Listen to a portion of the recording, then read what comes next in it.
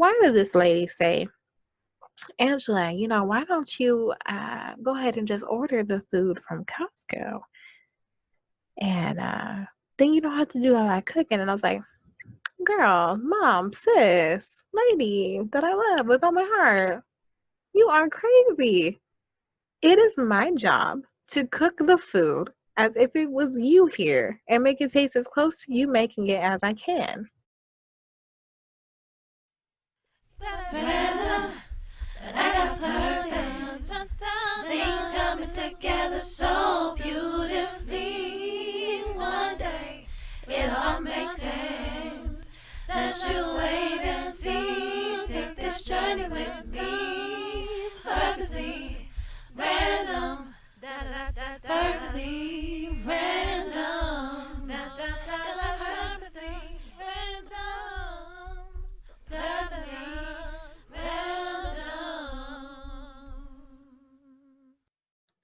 Hey, what's up, you guys? It is me, Angela Elise, and this is my podcast, Purposely Random, a podcast by Angela Elise.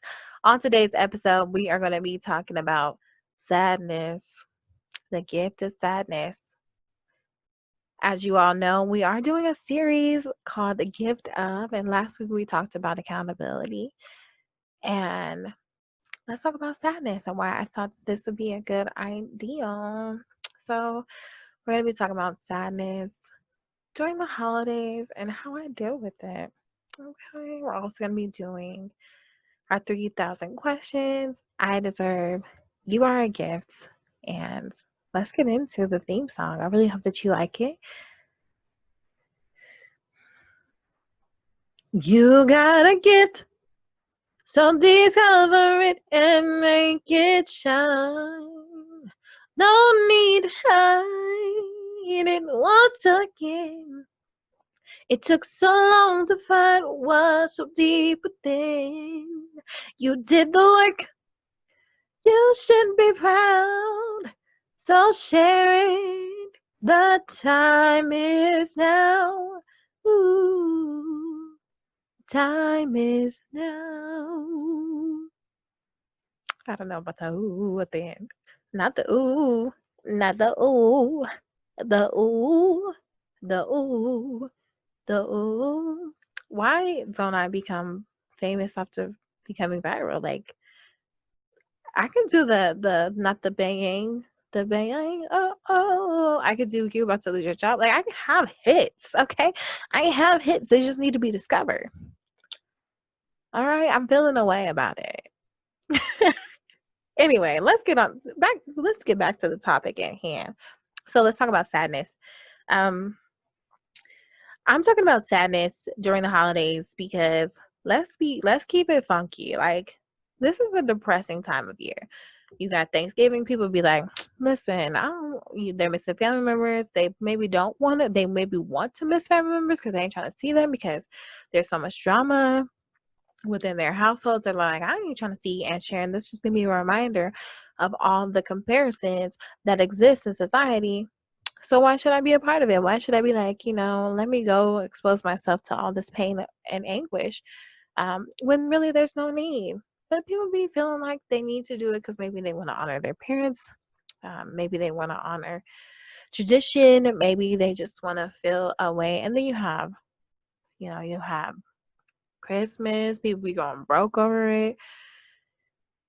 And maybe they don't, especially because people be ungrateful and be like, listen, I spent $1,000 on you. Well, I ain't spent 1,000. I'm just maybe at maximum 100 and almost 200 for my parents. But like, I ain't really, listen, it's a thought that counts for me. But anyway, some people, they just are like, I need to show you that I'm keeping up with the Joneses and the Toms. No one ever said the Toms, the Jacksons. Ooh, I am for real. They're trying to keep up with everybody. And just to prove some kind of point that doesn't need to be proven. And then also, like, you have the new year. And I'm not going to lie to you. 2020 has traumatized all of us. Okay. And so I know that we're like last year around this time, I was like hopeful. I'm like, oh yeah, like 2020 is about to be my year. Remember everybody? So I'm about to have a 2020 vision. It's about to be our year. Boy. So 2020 caused us to be like, I don't know. I'm trying to be all the way hopeful. Like, I'm trying to be hopeful, but at the same time, I don't really know because I had that hope in 2019, and then look at what happened. So, I don't know. So people feel some way, and they start to maybe to get sad, to be in that extreme emotion of depression and sadness. And so I deal a lot with those holiday depressions because my mom and dad actually live in Virginia and I live in Salt Lake City, Utah. And that long distance is really hard, especially when I'm really close with just my mom, my dad, and my brother, which are my immediate family, and then my sister. We are growing, but I don't really do a good job of like really speaking to her, which I need to do better at because I'm tired of being trash. But how tired am I? We'll see. We'll see how consistent I stay with it. I don't know. Anyways, if you want to see what I'm doing, if you want to look at my face when I'm judging myself and not being self-compassionate and also talking that hot mess, go to my YouTube page. That's Angelise Music with a Q. I just want to say thank you for listening if you are. So grateful for you to listen to it. I also want you to see me. So look at my YouTube page and let's get interactive. In the comments, tell me what makes you sad. Have you been caught up in that comparison cycle? Have you been caught up in the holiday blues, and how do you deal with it? I'm going to tell you about like what 2019 brought for me and how God is so good because like he already knew. So like, okay, 2019 was a really hard year for me and my family. As I spoke about before, they live all the way in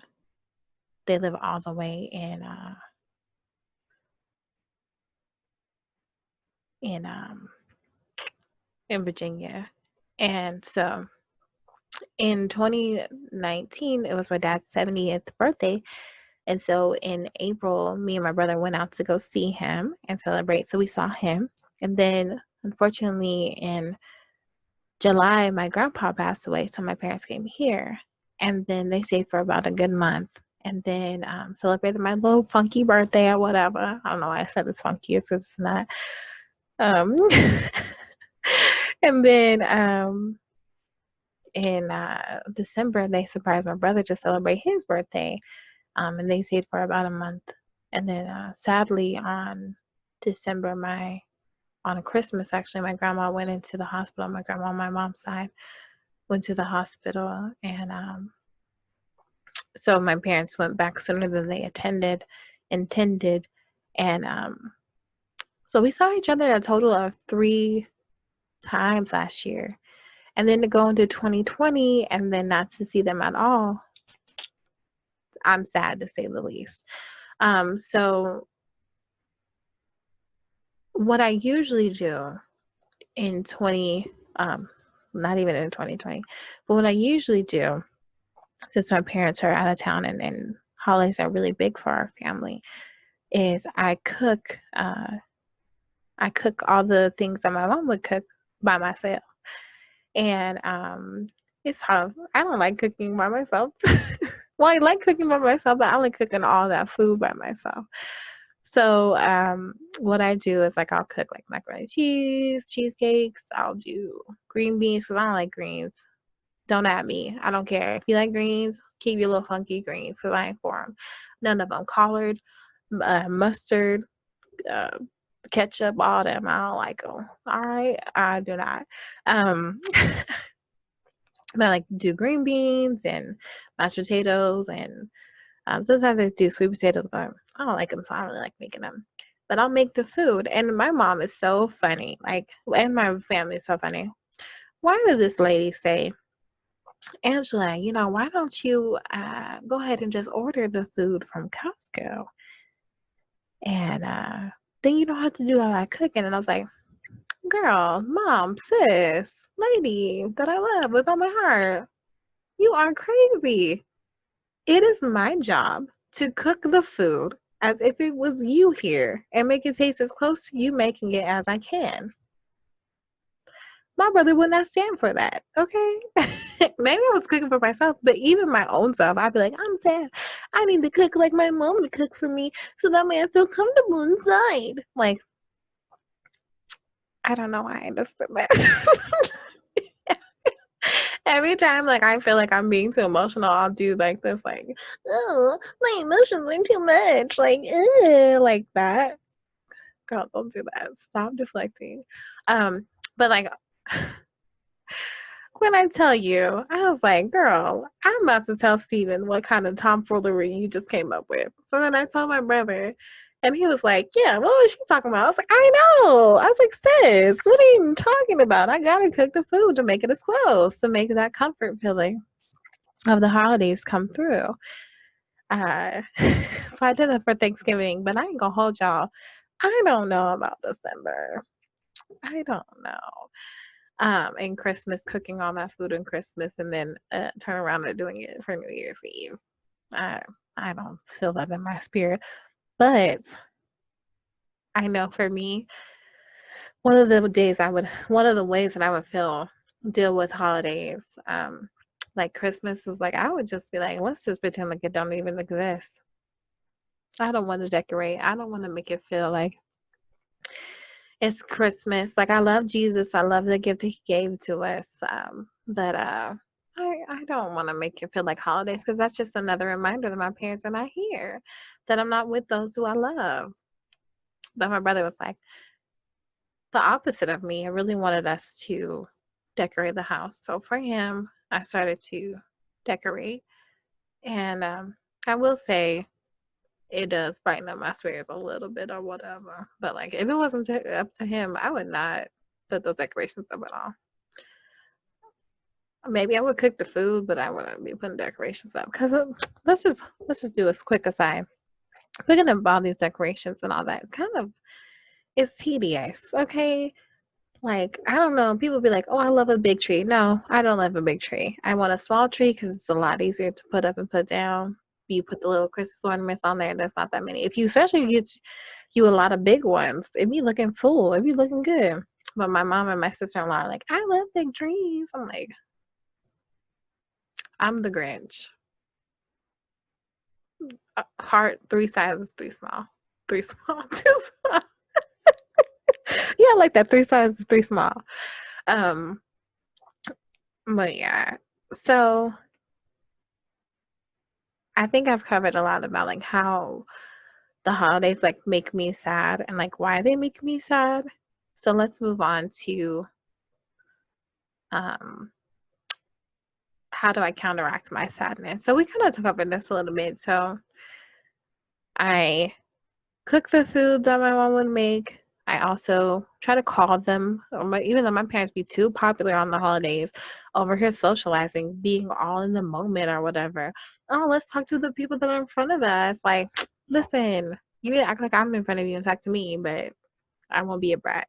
I just have been able to kind of equate that by just saying, hey, this hearing your voice is good enough for me for now. And then I just like kind of try to immerse myself in sleeping, maybe a little bit of drinking and sleeping and eating. Sleeping, eating, drinking is my holiday spirit. Talking to my brother, laughing at him with him. Um, another thing that I do is I take time off. So I usually take the days after the holiday off. Like for Christmas Eve, I work on Christmas Eve because I'm off at like 2:30. So I'm like, I can just still celebrate the holiday with my family at 2:30. It's fine. I'll take Christmas off and then some days after that. I'll take some days off after Thanksgiving. I'll take some days off after the New Year's. Like I'll take New Year's Day off and just spend time just chillaxing so that way I can feel whatever feeling that I want to feel. I also talked to my mom and dad about like how I'm feeling like, hey, I miss y'all. I love y'all. I'm sad about it. Love me. When I had a fiance or whatever, I would spend time with my fiance. I would spend time with those who love me and care about me and laugh and play board games. Like I'm all the way here for a board game. Like board games are life to me. Like I love playing board games so much and card games. I was playing Uno Flip. If y'all don't know what it is, get on it because Uno Flip is fire. Okay, you got the regular cards and what? Oh, it's a dark side, baby. We didn't play games on the holiday Thanksgiving this year, but I played it with my brother's sister-in-law and I whooped that butt. I was in there like swimwear. Okay, we played 6 rounds and I was like beating it down. Okay, beating. And I was like, I'm not trying to beat you. And this wasn't even being smug. I was like, really like, I'm not trying to beat you. Like, I really am just playing the cards in my hand and my strategy's fire. So I love being strategic and winning. One of my favorite games is Phase 10. Holla at me. If y'all trying to get down with these games, y'all keep playing games about getting down with these games, but you trying to do it, holla at me in the DMs. Comment below and like it. And I'll hit you up and I'll be like, what's up there? Let's get virtual with it. You lonely, you miss people. Let me whip that butt up. Holla. Thanks. So playing board games is something that I like to do, and just watching movies and just creating. So over this holiday, after Thanksgiving, I worked on setting intentions for 2021 and preparing for the month's filming of my podcast. And it was really good to like be creative because when I'm depressed and I'm not enjoying things, sometimes I need a little bit more time to like pull myself out of that cycle because I'll begin to like not take care of myself and just do less and less. If you know about depression, you already know what it is. So I need that time to like really pull myself out of there. So what can you do? Let's talk about that. Take time. Be patient with yourself. Talk to your family members. Do things that make you feel happy.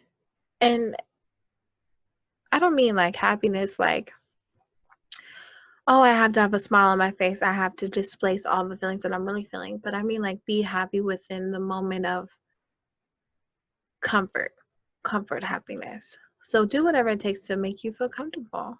And if you want to talk to me about it, let's talk about it. We can be really more interactive. We can go live with it. We can have a little therapy moment. Like, I'm not a therapist, but I'm a good listener. But if you say the same thing, I don't know. I'm just going to. But you got to be, okay, I'm a good listener, but you have to be willing to listen too. How about that? Is that fair?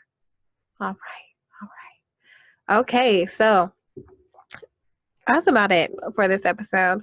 We talked a lot about sadness. We talked about how it's a real thing, how I deal with mine, and how, you can maybe deal with yours. And if you want to talk about it more, hit me up with the DMs. But let's get into a 3,000 question, 3,000 question, 3,000. This is not the theme song for that segment, but 3,000 questions. It is a 3,000 questions about me. I pick a question, and I never looked at it before, and I just answer it. Pick a question at random. Oh, this is a good one or whatever. So this question is 934. And the question is, what book do you think should be mandatory for everyone on the planet to read? That's crazy because there's so many. Like, books are amazing. Books are so amazing. I'm trying to think about a couple books that changed the trajectory of my life. I think Battlefield of the Mind by Joyce Myers is a book that everyone should read. I think The Gift, it's not called The Gift of Genius. The Big Leap by Gay Hendricks, or Henderson. Hendricks. Gay Hendricks is a book that everyone should read. Let me know if you want to like get a whole book list of like books that I've read. I also really love sci-fi, and I don't know if everyone should read them because not everyone's into sci-fi, but if y'all do like it, let me know. I have a bunch of books that I could put you up on, but reading is fundamental. Okay. There was this thing, it said, first we learned how to read, and then we read to learn. Ha! Yes! Reading is part of your life. You better get it right. Yeah, you better get it right. All right. Let's get into the I Deserve segment of the podcast. The I Deserve section of the podcast is where we talk about something that I say to myself to remind myself of all the things that I am deserving of, so that way I can keep motivated. So what I came up with this week is joy and peace. I deserve joy and peace. Now, I could have just said one or the other, but to me, they're so intertwined that it just makes sense. It just made sense to keep them combined. So joy and peace. I don't deserve to be happy all the time because that's unrealistic. I'm not going to be happy all the time.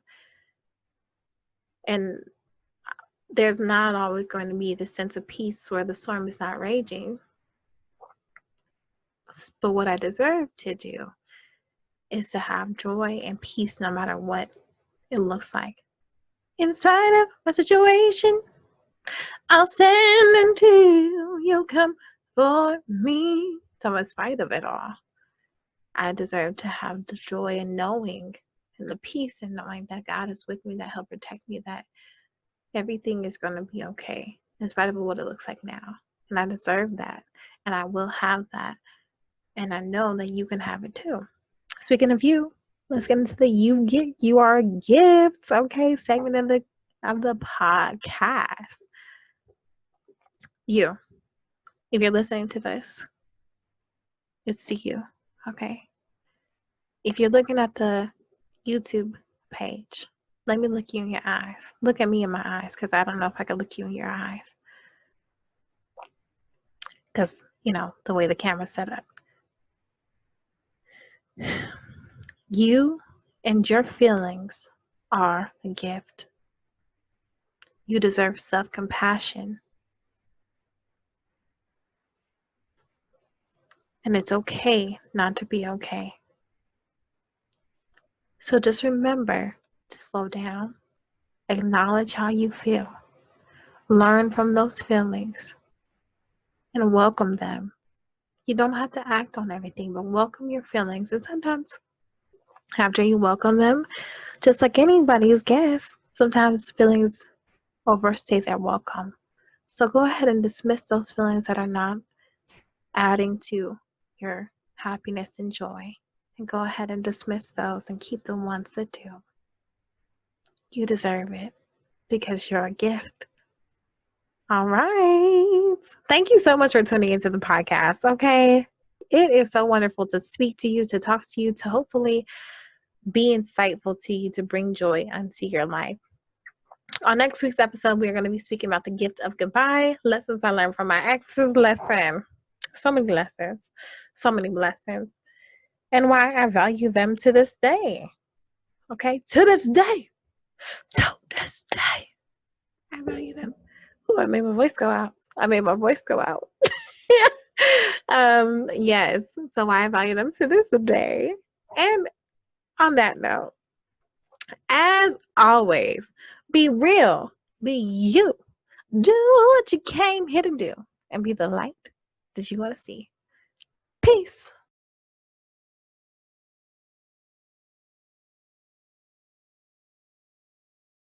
Things coming together so beautifully.